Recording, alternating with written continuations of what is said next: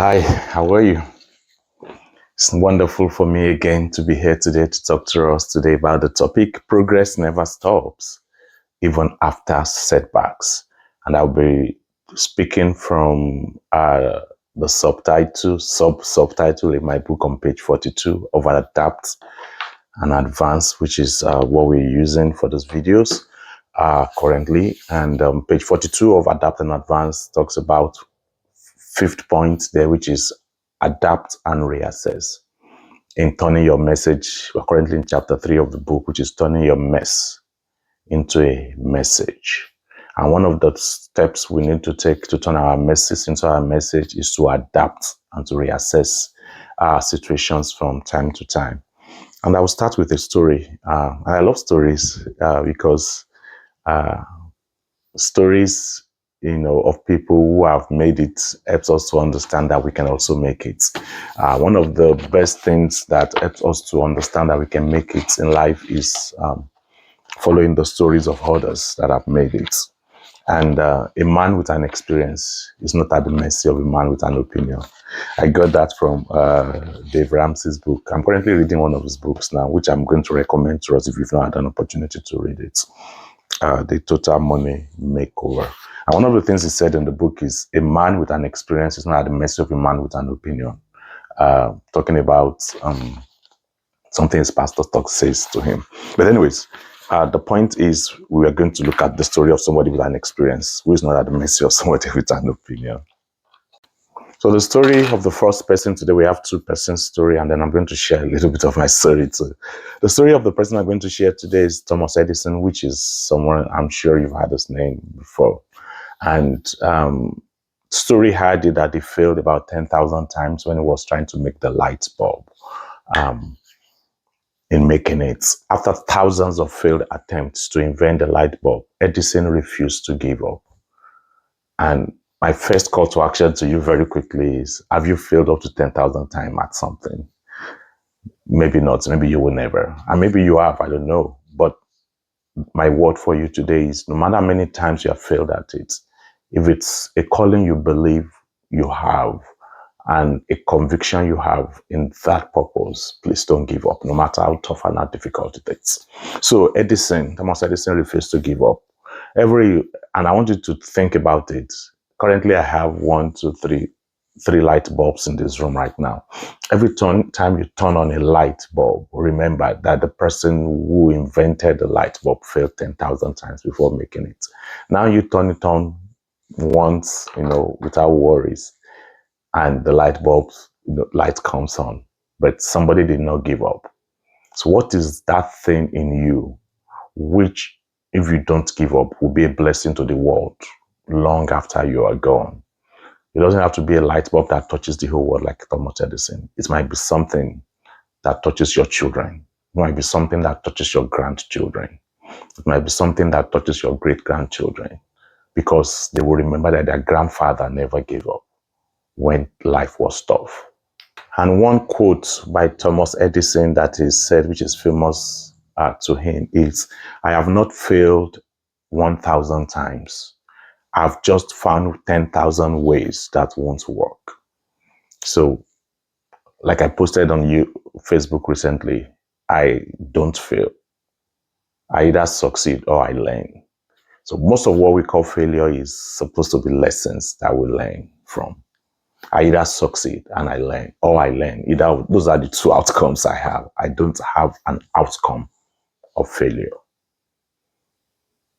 So that's one thing you need to put into the way you live your life, that I either succeed or I learn. When you learn, move on. Learn the lessons and move on from whatever is going on in your life right now.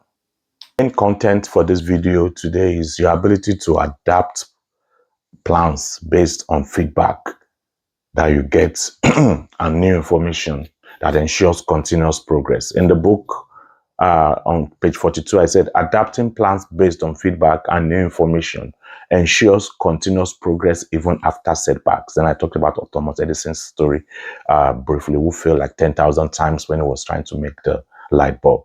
So get feedback. Whether you succeed or you fail, in quotes, which I don't believe in, get feedback from it to help you either succeed more or do better, or feedback that will help you to move forward and produce better results. I either succeed or I learn. I don't fail. So when it looks like failure, when it looks like things don't work out, what lesson can you pull out of it? That's the lesson we are getting from Thomas Edison today. He said, I've not failed. I've only found 10,000 ways that will not work. And I personally, in my own life, I have learned that persistence heavily requires adjusting and refining strategies based on lessons learned so as to make meaningful progress. Refine your strategies based on lessons learned so as to make meaningful progress. So your call to action today is, I want you to take a moment to look into your life. What area do you need to learn from based on feedback that you are getting? Whether it's good feedback, like things are working, praise God, or whether it's like, this is just not working right now.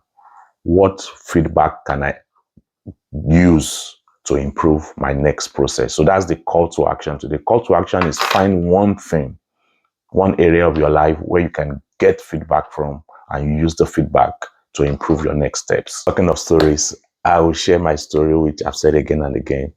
I love this particular piece of my life because it's one of the areas where I've experienced a major setback, which eventually became a big breakthrough for me. When I did my USMLE exam, step 1 exam in 2018, and I wanted to, my medical school was in Nigeria. My first residency was in Nigeria.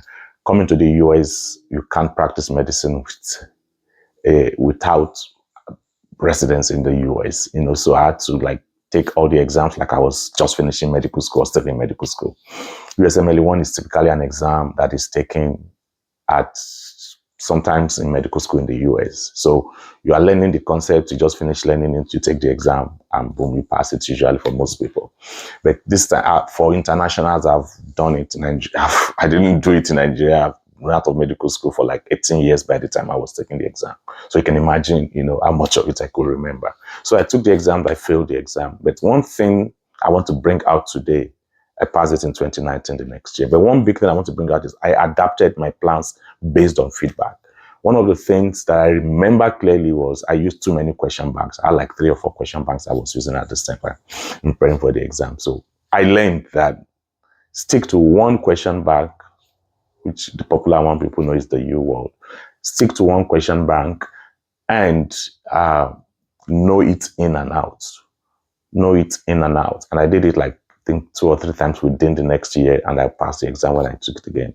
You read every single sentence, read every single line, understand everything. Whether you get it right or get it wrong, still go through all the options and why you got it right and why you got it wrong. And it sticked better. One question bank. So I always advise people when they ask me for advice about writing the USMLE, I say, look, one question bank is all that you need to stick to. Just understand it in and out. Get the concepts in and out. Don't put too much energy into different places. So finally, your number 1 call to action today is make sure you find that area where you use feedback to improve your processes.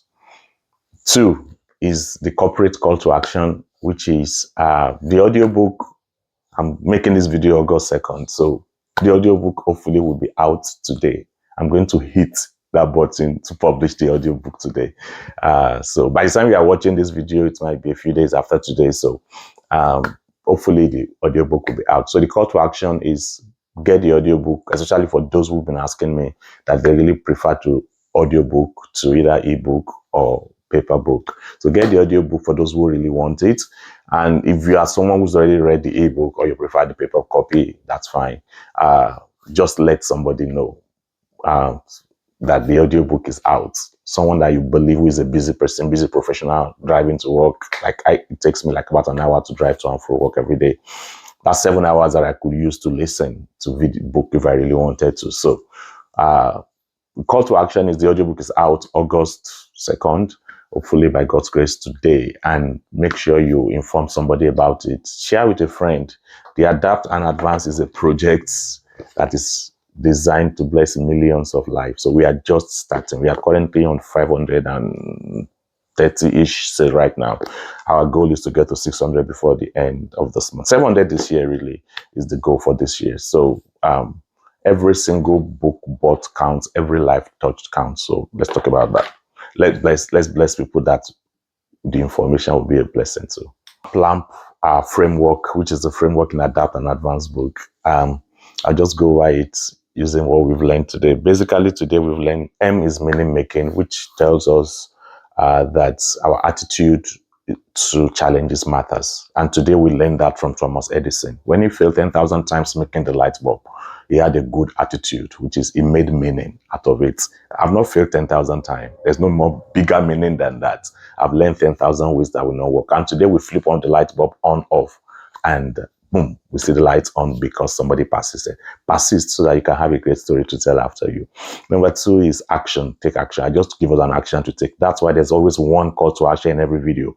Take the action of learning from setbacks or failures and using it to improve your processes.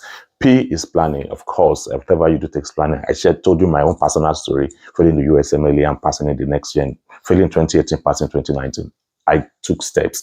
Kind of like, if I pick the books I use, then I planned how many hours to study every day. I think I was studying like 6-7 hours every day.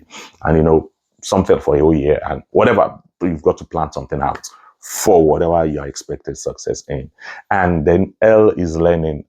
I always like to tell you about the book I'm currently reading. So this is the book I'm reading, not directly related to this topic, is Dave Ramsey, Total Money Makeover. It's a great book. And from it, I told you the story about what his pastors told him, that the man with an experience is not at the mercy of the man with an opinion. So experience matters. I told you my USMLE example. It's an experience I had. Nobody can take that away from me. Then A is alliance formation, in which case I talk about you can't do life alone. The story I told you about Thomas Edison, I believe he didn't invent the light bulb alone. He did it and work over the people. My own personal story too. I did not pass the USMLE alone. I had someone I was meeting with regularly, mostly every other day to meet to discuss some of these things and concepts that we were learning. Shout out to him. He's currently doing his residency in Florida now. Currently, I've finished my own residency 4 years already. I'm so happy for that. But the point is, you've got to work with people, everything that you do to succeed in life, people that have like minds to help you succeed. And then M is mission statement. I had a mission statement, my phone for years, even on I took it off 1 or 2 years ago, for almost 6-7 years. I had on my phone the score I want to get on USMLE step 1, step 2, step 3. I think it was 246. So I didn't get 246, but eventually I ended up with, 220 or so. But the point is, have a mission statement and make it clear to you. And then finally is prayers. This is where I talk about prayers. There's a Bible verse that talked about, do I fall 7 times, I will rise again. So Thomas Edison, do I fall 10,000 times, I will rise again. So in between 7 times and 10,000 times, whatever number it is for you, always rise again from every failure. And the closing story today is that of Colonel Sanders, who made Kentucky Fried Chicken. He faced rejection 1,000 times when pitching his fried chicken things, and eventually founded KFC in his 60s. Was age 60 and above, I think. And one quote from him is, remember that every failure can be a stepping stone to something better. So every failure. And I close with that, with the quote from Colonel Sanders, who made KFC, that in the 60s, that every failure can be a stepping stone to something better. Remember to like this video, share with somebody, and I am deeply grateful for your help. Thank you so much. See you next time.